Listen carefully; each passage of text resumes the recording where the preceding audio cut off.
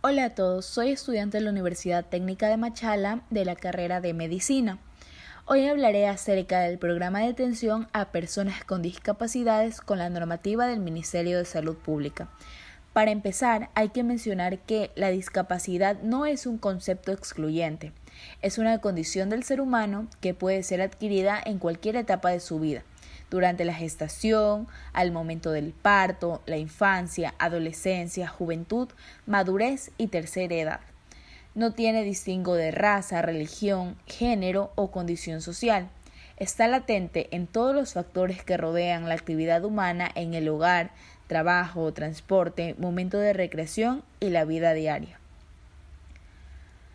Dentro del marco jurídico vigente sobre las discapacidades en el Ecuador, se menciona en la Constitución de la República que en el artículo 226, la persona con discapacidad es un sujeto con deberes y derechos, con una práctica ciudadana en igualdad de condiciones en la sociedad y con necesidades de atención prioritaria, específica y especializada. Dentro de los artículos 11, 47, 48 y 49, se provee garantía de protección y desarrollo integral a las personas con discapacidad y sus familias. Se reconoce a las personas con discapacidad los derechos a la atención especializada en las entidades públicas y privadas que presten servicios de salud para sus necesidades específicas, que incluirán la provisión de medicamentos de forma gratuita, en particular para aquellas personas que requieran tratamiento de por vida, la rehabilitación integral y la asistencia permanente, que incluirán las correspondientes ayudas técnicas. Dentro de la Convención sobre los Derechos de las Personas con Discapacidad, el artículo 1 plantea el propósito.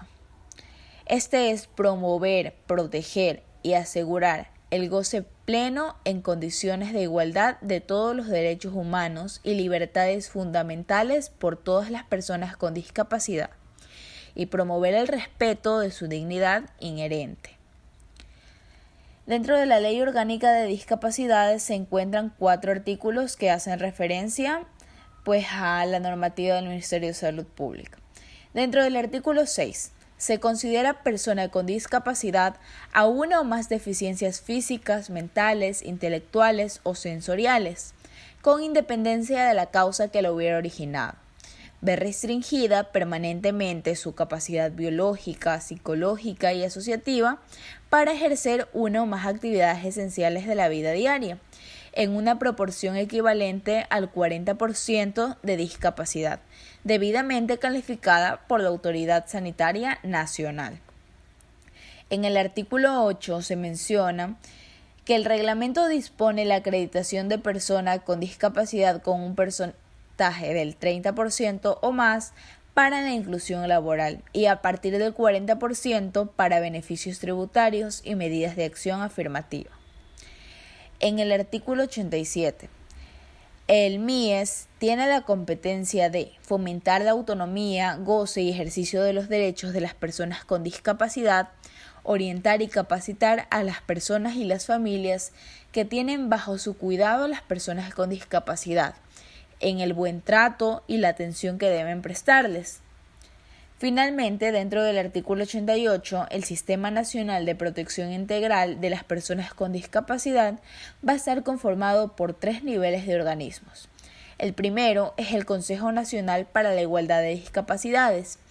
Este permite la formulación, transversalización, observancia, seguimiento y evaluación de políticas públicas. El segundo nivel es la Defensoría del Pueblo y órganos de la Administración de Justicia. Estos plantean protección, defensa y exigibilidad de derechos, mientras que el tercer nivel, que son los organismos de ejecución de políticas, estos realizan planes, programas y proyectos, tales como las autoridades nacionales y gobiernos autónomos descentralizados competentes en diferentes ámbitos y entidades públicas y privadas de atención para personas con discapacidad.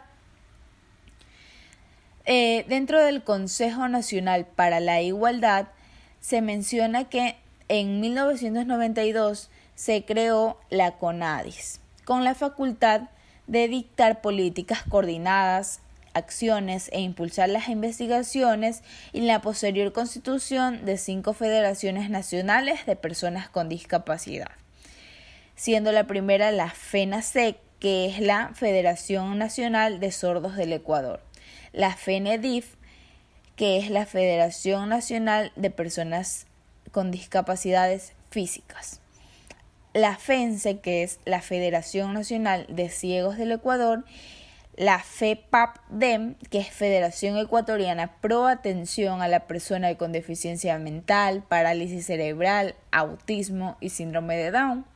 Y finalmente la FENODIS, que es la Federación Nacional de ONGs para la Discapacidad.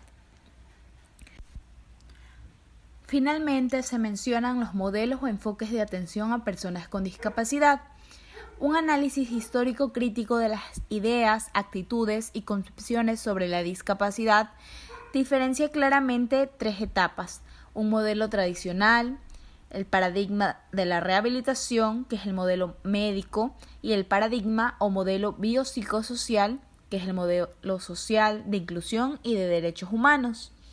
En el primer modelo, que es el más antiguo, viene desde los inicios hasta el siglo XX, donde tomaban a la discapacidad como un sinónimo de anormalidad, minusválidos, inválidos, impedidos, producto de una manifestación de lo sagrado relacionado al castigo. Era una persona sin derechos, víctimas de la compasión, asistencia, caridad y beneficencia, sujetos de asistencia pública. Mientras pasaba el tiempo, se creó el modelo médico o de rehabilitación, aproximadamente en la década de 1940 hasta 1990, donde las personas discapacitadas eran un tipo de paciente. Era producto de una enfermedad, trauma o condición de salud. Eran denominados un problema y se van a centrar en las personas que tienen alguna discapacidad.